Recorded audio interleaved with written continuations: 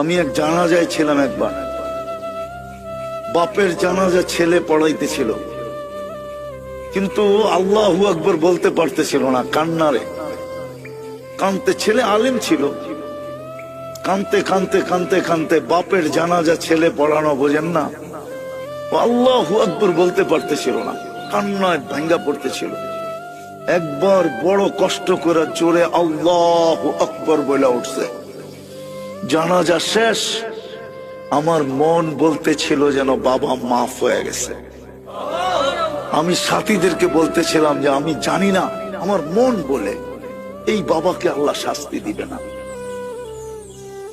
ছেলে আলেম, কলিজার টুকরা নিয়ে গেছে, ঠিক না? বাপ কি কলিজার টুকরা না? মাথার তাজ না? চোখের মণি না? আজকে সমাজে নাও হইতে পারে, কিন্তু একদিন তো বাপ এটাই ছিল, ঠিক না? নিয়ে গেছে যিনি, তার বিরুদ্ধে যাওয়া উচিত ছিল, কিন্তু ছেলে কান্না ধরা কানসেন বটে, কিন্তু কান্না ধরা শেষমেশ কি বলছে? আল্লাহু আকবার, মালিক তুই বড়।